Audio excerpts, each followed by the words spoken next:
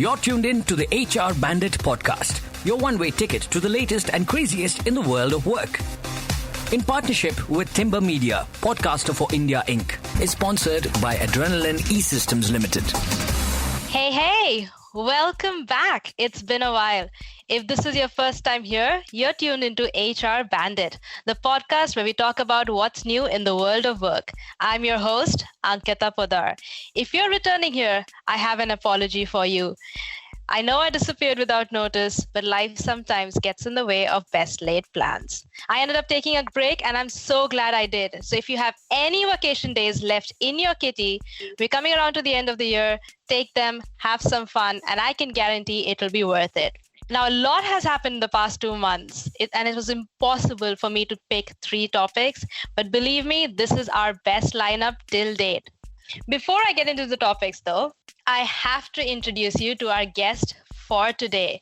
She's unique in the sense that she comes not only highly recommended by the HR community, but also by my mom. Shout out to mom who picked up the phone and demanded that I bring Kena on the show. And this is me listening to her. To say Kena is multi-talented is an understatement. Kena Shree has over 16 years of experience in HR, currently leading L&D at NTPC, India's leading power giant. She's a columnist at Huffington Post, Times of India Web, besides writing for Cox & Kings, Hindustan Times, and she also runs a personal blog. She's the co-contributor to 4 published anthologies, while her debut novel is work in progress. She co-curated Asia's first feminist poetry festival for She the People in 2020. She's recognized for corporate storytelling skills. She's conducted workshops at BHEL, Gale, Nokia, Airtel, Maruti, Microsoft, and many more. Kena co-founded an NGO, Mandra Foundation, in the year 2013, which works for disowned elderly, aged, destitute, and victimized seniors. Now, there's a lot more she's done, but for the fear of feeling like a massive underachiever, I will stop here. And before I bring Kena on to say hello, here's a quick glimpse into our top 3 stories for the day. First up, company culture. Now, this is a topic beaten to death, but with good reason. How does one preserve company culture, especially now with employees going remote, hybrid, or whatever the future is going to look like? For our second story, IPCC declared Code Red for Humanity in August. It's a time for organizations to start getting their employees involved in the crusade for a better Earth. We'll start with a quick look at Deloitte, see what they're doing, and take the conversation from there. For a third and final story, and this is my favorite, Google recently launched its work location tool, which allows you to understand how compensation changes with location in case you want to go remote. Now, I think this is brilliant. Many others do not. As always, we will include links to everything we talk about today below in the show notes. Now, I will stop my wrong monologue. Let's welcome Kena to the show. Kena, how are you doing? Hey, Ankita, so happy to be here. Thank you so much, HR Bandit, for inviting me to your fantabulous podcast. But an even bigger shout out to the very fabulous and brilliant author, Kena Shree. Hey, someone who I love, admire, and learn from at the same time. Hugs to you, Tanu, if you're listening to this. In fact, Ankita, it feels surreal that I have happened to work with both you and your mother separately on separate panels, one in literature and the other in HR, without realizing that they could be remotely related. I mean, funny, right? But of no course. one. Absolutely. And I sort of struck a very strange chord with both of you and literally freaked out when I got to know that you are family. I mean, I'm pinching myself. Lucky me. And by the way, I've been following HR Bandit for a long while now, and I'm excited to be on the show. And I'm doing good. Even if it wasn't, a frothy cup of coffee makes up for everything that has gone wrong. So be it. Because you mentioned coffee, I have to ask, how do you like your coffee? Aha, now that's a question. I like it with dairy and sugar, but no, for this while, it's just black. I'm infamous for liking my coffee iced, so much so that coffee fanatics sometimes tell me that's not how coffee is had. But anyway, coffee aside, I have to ask, it's the end of the year. We're all scuttling to finish everything we said we'll get done in 2021. Now, when I was reading out everything that you do, I have to ask, how is it that you do everything you do? More specifically, how are you going to end 2021 strong and how are you going to set yourself up for 2022? Give us some tips. Oh, it's a very, very easy answer. Just a 2-worded answer. It's called to-do list. I'm a very restless person, Ankita, essentially. And if I don't put my idle mind to work, it will take no time in becoming a devil's home. So the reason to keep myself busy and occupied at all times is more selfish than ambitious. And I'm a very happy and keen learner. I dabble myself into everything that I see as a channel to voice up. So be it singing or dancing or writing, performing arts, poetry, storytelling, the voice inside me won't stand still for long and finds its way. And I give into newer indulgences very, very easily. But my to-do list is very simple. It's not long, it's not complicated. And once I'm done with it, I quickly hop on to making another one. The idea of a new day ahead in itself is the kick that I have wanted. So 2021 list, honestly, there are lots of songs, unsung, things undone. But what the heck? There's always an option of carry forward, right? I love to-do lists. And in fact, I love lists, like shopping lists, packing lists. Like I am infamous for filling every available space in my notebook with lists. So much so that I have to mention, I have a 22 before 22 list, essentially 22 things to get done before 22 comes in. So, yeah. Anyway, Kena, I'm going to get us moving on to our topics for today. Mm-hmm. First up, company culture. Like I said, now a little while ago, I came across a statement by a leader who said, culture is caught, not taught in response to a culture training session. Mm-hmm. I loved the statement so much so that now the statement was said many years ago, but I think it's more relevant today than it's ever been before. I find it hard to wrap my head around the fact that culture can be taught via trainings if every other element in the workplace does not support it. My conundrum, however, fast forward to 2020, 2021, and maybe even beyond when we're going to remote, hybrid, and so on, is how do we make culture catch? Now, especially as, people are saying that the future is gig economy, you might have someone working on your payroll part-time. Is that person going to catch multiple cultures? If you're never going to step into an office again, what does culture look like? Ankita, I very strongly believe in the thought that if you do not develop corporate culture, it will develop itself anyway. So it doesn't happen by accident. But if it does, then you are taking a huge risk. So of course, there is a formal structure that may center around culture training effectiveness. Just as our character defines a value to our friends, so does the culture of a company define its value to those who know it. We all agree when Simon Sinek says, culture is strong when people work for each other, with each other, and it is weak when employees begin to work for themselves than for the bigger organizational goal. The question, however, is who sets it and how? If you ask I agree. Yes. Yes, that's a big question. Who sets it and how? And if you ask me, it's top driven. For me, it percolates right from the leadership to the last employee in the organization. And it's easier in a physical office. So you were right when you're saying that moving to a hybrid situation or a remote work setup, it's going to be pretty difficult. Why? For example, let's say a new hire can compare a company's stated cultural values against what happens day to day to see if they align. We recruit like in NTPC where I work, we recruit executive trainees every year. They are young college graduates, absolutely full of energy. And then we put them through 1 year of rigorous training and induction regime, during which they not just pick up technical expertise, but also learn by observing and becoming a part of the ecosystem. Do employees come early? Do they stay up late? Do they volunteer in crisis by going out of the way? How do leaders treat their juniors? Are mistakes tolerated? Dissents accepted? Is there enough respect for families of employees? So much more. We can go on and on and on. And this would never be a part of the formal training.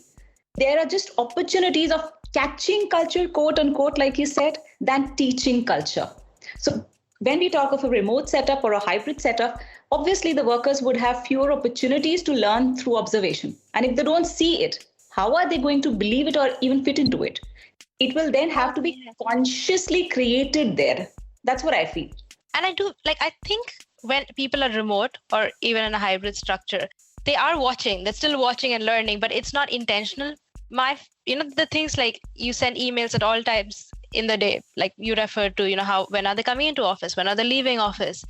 And it's part like they're watching closely, but is that the culture you want to intentionally set? And the part that I have noticed is when you're in office, there's a certain energy that you catch. When you're at home, it's easier to catch these stressors than the accelerators or motivators. That's my opinion. But I'm very curious to say that if we are remote, now I know NTPC isn't remote, you've been going into office, it like never stopped, obviously, because we all need energy and electricity. But if we were to say there is a remote workplace and you could work from anywhere, what are like 2 or 3 things we can do to ensure that the right culture catches? If I talk essentially from my organization's point of view, we are a very people-oriented company, and it's a family-driven culture. So there could be very simple steps that could speak volumes. For instance, while you're on a video meeting, why don't you put photos of your families or hobbies in the background, or make a mention of your family? Say if your kid is unwell, why not just talk about it in the virtual group and encourage others to open up as well? We believe in assigning mentors, even though they are remotely connected to each other. Making communications transparent and accessible to all people is another thing that one could do, so that the barrier disappears gradually. Like when Infosys announced during pandemic that there would be no workforce reductions tied to a company performance, didn't it speak of the company's culture towards employee welfare? I also read somewhere that IBM employees exhibited their passion for innovation and their culture of inclusion by self-organizing signups through Slack for employees who needed help. They also signed a work from home pledge. See, at NTPC, where I work, we hold online meetups for employees where they connect over hobbies and families. You will not believe, but we even celebrated this Hindu festival called Tej, which is essentially spouses of employees. No way. Dressed up. Yes, they did. They were dressed up, decked up, lovely looking, gorgeous ladies and gentlemen. They were getting together over a Zoom call or Zoom meeting or a Teams meeting and organizing games and everything. See, the idea is for them to feel the connect despite locational disadvantage. So there are certainly certain things that we can always do. And even during the second wave of pandemic, which hit India brutally and left people grieving, at NTPC, we launched something called a 24/7 online counseling services. And that was not just meant for employees, but for families and children also. So despite that no one was connected in a physical setup during the period, we made sure that the idea of NTPC family standing together for each other, it remains there, and the message is loud and clear. So we tried to walk the talk, though it's difficult. I will never say it's it's as easy as it would be in a physical setup, but it's not impossible. It has to be consciously put in there. I agree, and I think processes play a very important role in setting culture. And I say this because you could say it's a culture of trust, it's a culture of autonomy, and so on. But if for the smallest thing, you need like approval from 10 people to put it into motion, it kind of destroys everything that you might say in a training. So my recommendation is, especially now when, we're anyway relooking at every single process, try and start thinking about what it talks to employees about culture. Yeah, I think that's the one part like I have thought of, but I'm still like, how do we make culture catch is probably going to be one of the big 3 challenges, especially for organizations who go remote first. I think you were absolutely spot on when you said that. Let's just do away with everything that can act as a barrier while we are remotely connected or connected in a hybrid situation. And long process of approvals could be a part of that. Absolutely. Agree. Now, culture, of course, is a topic that's endless. We could talk about that entirely, but I'm going to move us to a more sober topic. Now, UN's Intergovernmental Panel on Climate Change, IPCC, a group of scientists whose findings are endorsed by world's governments in August, declared code red for humanity. Now, they said human influence is very likely the main driver of everything bad that's happening with related to climate change. I'm not surprised. And they said that for many of these consequences, like the decrease in Arctic sea ice, the global retreat of glaciers since the 1990s, there's no going back. In short, the world is coming to an end. I wish I was saying that I'm exaggerating, but I don't think I am. My only hope is that the COP26, the climate summit that's happening in Glasgow, drives a few big changes. But we've seen governments can only do so much. Now, what came to me as a very, very pleasant surprise is Deloitte. Now, Deloitte is giving its employees training on climate change and bringing them into the conversation. They say the first step to solving a problem is understanding what climate change is. I have two questions for you. Should organizations set expectation on employees about climate change? And if yes, what can these expectations be? Oh my God, the topic that you brought up. I mean, code red for humanity is deeply disturbing, Ankita. The first time I read a news on it, I did not want to believe it at all. And then one after the other, the validations, evidences, data, there is nothing in the report to not believe in. So code red is here and it has shaken us. It has shaken me for sure. The world is indeed coming to an end, and you're not exaggerating when you say that. If we don't take a wake-up call right now, I think it will become way too late for us. See, at an individual level, perhaps it would be a personal call for anyone to get restless about the issue and start doing something about it, or just pass it off as like, okay, it is just another scientific theory. You cannot go about changing perceptions of those who do not want to change themselves. But at a macro level, at an organizational level, it is time to act. It is time that we make them responsible and also fix accountability. For instance, I belong to an organization that is essentially into electricity and power and energy. And a couple of years ago, our basket of fuel for generation of electricity consisted of coal and a little of gas, because it's obviously cost beneficial, comparatively easily accessible. And it's an optimal solution for a nation like ours, where the demand is more than the supply. But if you look at the basket that we have in our kitty now, or what it would look like in, say, 2030, we have gone for a drastic change. Suddenly, the shift is to renewable energy resources. We are now wanting to rely on solar and hydro. We are even exploring opportunities into green hydrogen, something of the sort which we didn't think of a decade ago. But it has become almost like an order of the day. But since you've asked about organizations setting expectation on employees about climate change, which is probably at the root level or the micro level that you're talking about, I think a lot has to do with framing of company policies. And first and foremost, it has to begin from spreading awareness. So if you go around asking employees what code red for humanity actually stands, I wonder how many of them will be able to tell you, let alone understand the impact or danger we are plunging into. So there was a catastrophic flooding in Germany and Belgium that killed over 200 people. Flash flooding in London in the height of summer. The winter storms in Texas with temperatures reaching minus 13 degrees and leaving over 3 million houses and business without power. Flooding in China.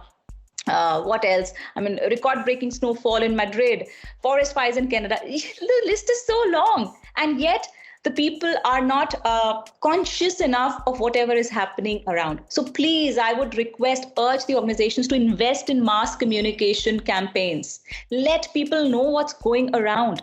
The least we can expect is to make the code red people appreciate about code red, and why at all are we setting expectations on them? You mentioning about Deloitte. I mean, why don't you put it forward? What was the thing about Deloitte? So part of it is about Deloitte, right? Telling its employees what the changes. Unfortunately, I looked for the deck. I couldn't find it, but my curiosity stays. My issue with this entire, blame game of doing something about climate change is that I have friends now, they very easily pass the blame to organizations. They say organizations are the biggest polluters. They should change, energy consumption, how they're reusing their resources and so on.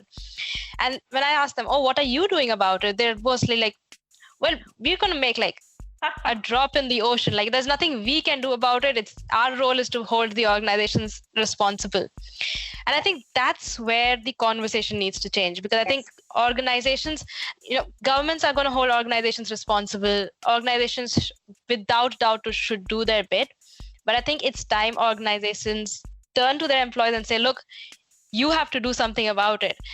Stop taking your business flights, like take the train, or just stop commuting. We're all going virtual.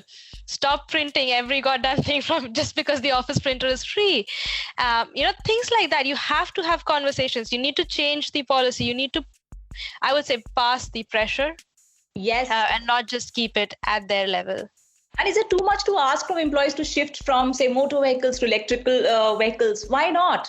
Why not? Why don't we talk about collaborations with battery charging stations instead of petrol pumps? Like you said, treatment of end-of-life sold-out products. What about carpool? Can we do something about it? Even keeping blinds closed to help keep the temperature inside the office a little lower. Choosing renewables, reducing carbon footprints. I'm surprised at people, returning the Amazon packages. I'm sorry, but I'm referring to your company. But this is what everybody does. You don't like a product and you keep returning it over and over again without thinking the kind of carbon footprint it would leave in subsequent delivery of products. So these are little things that employees can do. Also facilitate them to donate time and money towards the cause in a very planned manner. And of course, please, zero tolerance to unacceptable stuff. You need to put out the placard which says the bullshit has to end. I love that. And even policies, like I would happily set individual level goals saying, you're killing the planet. You're fired. Yeah. You're tuned in to the HR Bandit podcast, your one-way ticket to the latest and craziest in the world of work. In partnership with Timber Media, podcaster for India Inc. is sponsored by Adrenaline E-Systems Limited.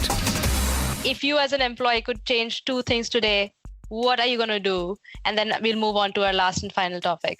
As an employee, number one would easily be carpool. That is instantly available. I think I could probably, if I want it, I can do it right from tomorrow. And the next would be reducing carbon footprints. As it is a practitioner of minimalism and slow living, so it's not a big deal for me. I actually practice it. And I would love for my friends and colleagues to join me in that.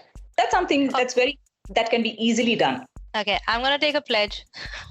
I'm going to try stick to this one. I print everything. I find it easier to read printed material than on a screen.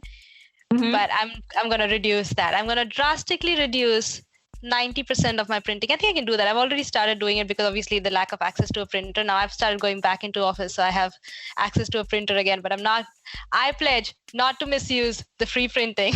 Yeah. Yes. With that, I'm going to bring us to our last and final topic. In many ways, I've saved the best for the last. Now we haven't talked about Google enough on this pod. But they now deserve a mention because they've launched this work location tool. Now, before I go into what the tool does, I'm going to give a quick reference to compensation, how it's done, and how wrong employees get it. I remember at the start of the pandemic, there were people like, oh, the company's saving cost on buildings, energy, XYZ, will our pay go up? And I was like, yeah, your pay isn't built on variable costs of the organization. So pay ranges have a million factors, and part of it is local market. Now, if you get paid less if the market is cheaper, you get paid more if the market is more expensive, and market rates factor in cost of living. Hence, if I was to relocate from California to Spain, my pay will change. Now, what Google has done is essentially build a tool that helps you understand how it's going to change. So if tomorrow I say, I want to work remotely from Timbuktu, not anymore from the Bay Area, this wonderful tool, now I obviously don't have access to it, but this wonderful tool is supposedly going to explain how and by how much my pay will change. I love it. I think it's brilliant. However, on the flip side, there are organizations like Pipeline Equity that said location should not be dependent, like pay should not be dependent on location. It should be dependent on the work you do. So whether you're doing the same work in Timbuktu or the Bay Area, you should get paid the same. I think that's ridiculous. Kena, your turn. Oh my God. I mean, what do I even say about this? The work location tool is very intriguing. In fact, I feel it's very empowering. It's always great to have good information in hand and be able to make informed choices around it. What is better than employees being able to move a request for a new location or go remote depending on their work, domestic or personal preferences, and get paid accordingly? What's wrong with that? I mean, that's brilliant, I think. So the employee was considering remote work, but decided to keep going to office despite the 2-hour commute. All right, in that case, apply it accordingly.